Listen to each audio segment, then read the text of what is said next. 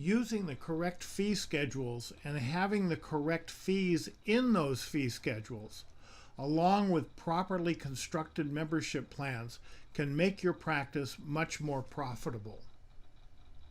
Let's look at a new patient that came in today, Donald Duck. And we've got a little information about him. We know we have some insurance information here. So what I did was just kind of set up a bogus insurance plan in here for him, because what I really want to show you is how the fee schedules affect it even when the plan stays the same. So I set up kind of a standard plan in here, and I said 180.50, and I put a $1,500 max and so forth in here. So nothing out of the ordinary at all. You'll notice over here though, I don't have a fee schedule in here because I'm going to assume that I'm out of network with this plan. So I'm going to leave this as none, which is what you want to do when you're out of network.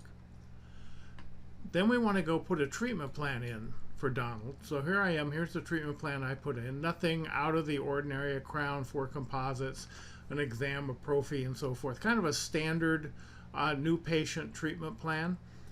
Well, let's go over now and look at the treatment plan over here. Okay, so now I'm in the treatment plan module, and I'm showing the active treatment plan, which has all that treatment in there. And this is the number I want you to look at, is the 3210. This is how much Donald's total treatment will be. This is the total charges that I'm entitled to if I'm out of network on this plan. So keep that number in mind for just a minute, because now I got some bad news from the front desk. The front desk person says that actually we are in network with this plan. Oh no. Okay, so I got to put a fee schedule in here. And in this case, I'm going to put the fee schedule in for big insurance. Now, these are real fee schedules and real fees from a real practice. So I changed the names to protect the innocent here. But big insurance, use your imagination and you can probably figure out who that is, because it's a really big insurance company and pretty much every dentist in the country accepts this plan. Okay, so that's why I chose that one for comparison, first of all. Okay, so I put the fee schedule in. Everything else is the same. I'm going to go back to the treatment plan.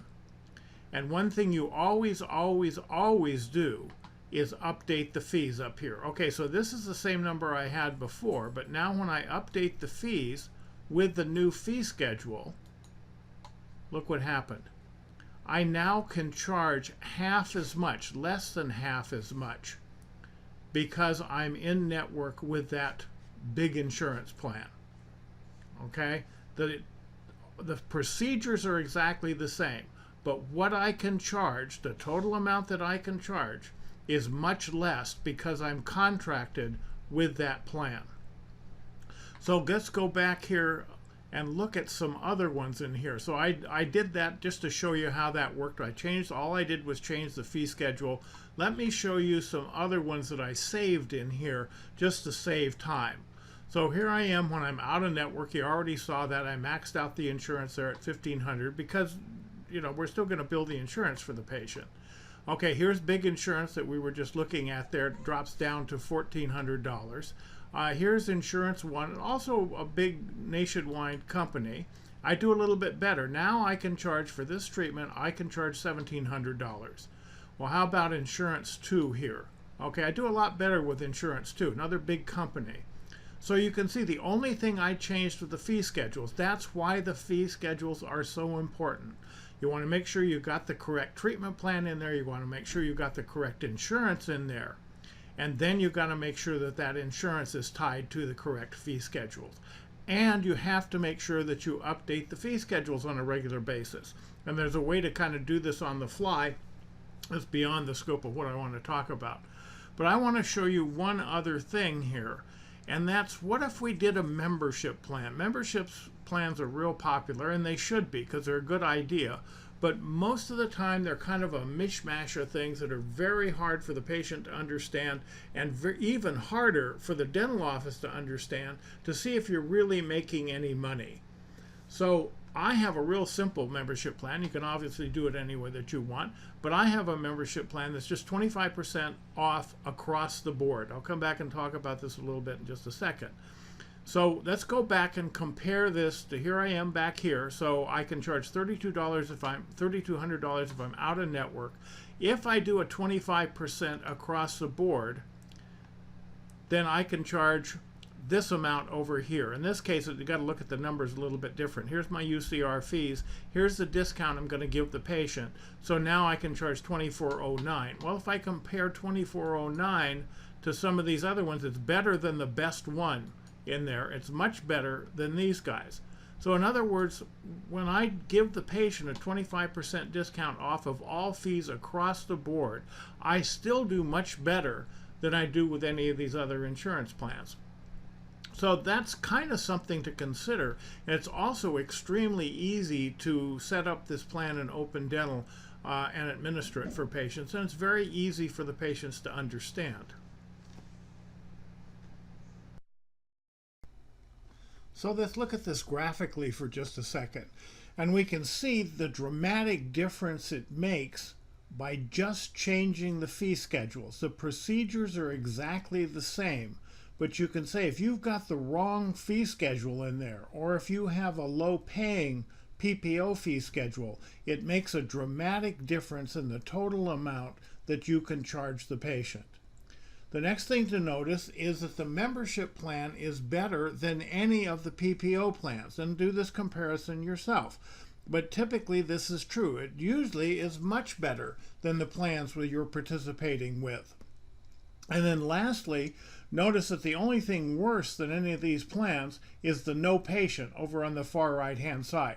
No patient in your office is absolutely the worst situation you can have. Your overhead's galloping along and you're not producing any money.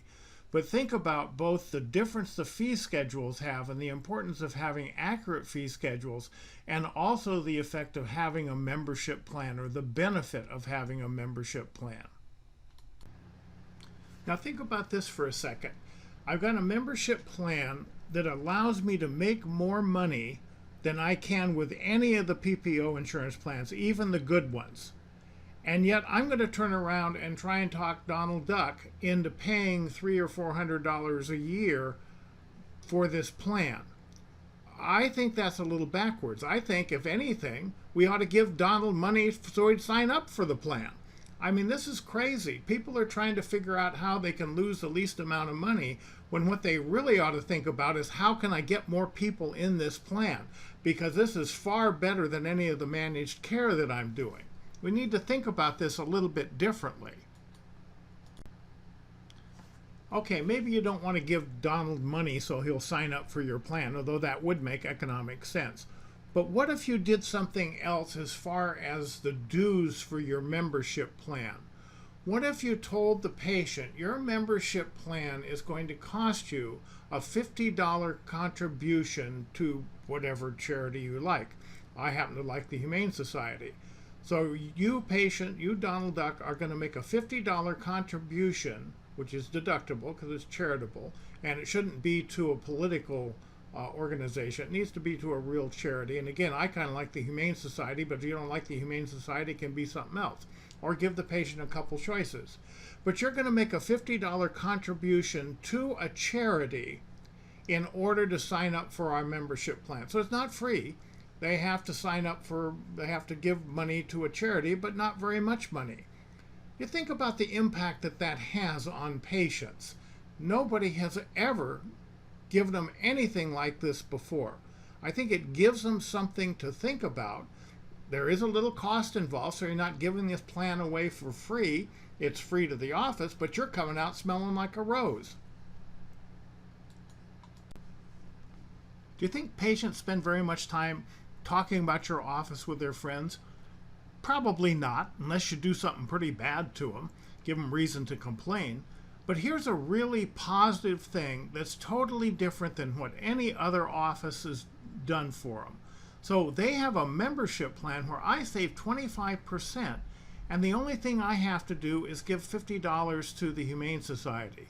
Man, have you ever heard of a dentist doing that before?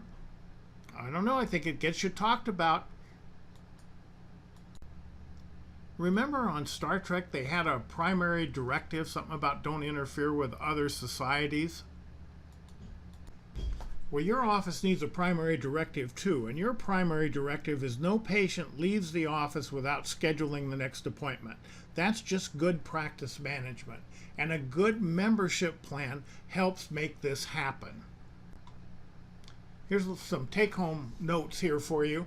Before you seat the patient, whenever you're dealing with treatment plans, make sure you've got the correct treatment plan in there, you've got the correct insurance plan or plans in there, and you've got the correct fee schedules associated with those plans.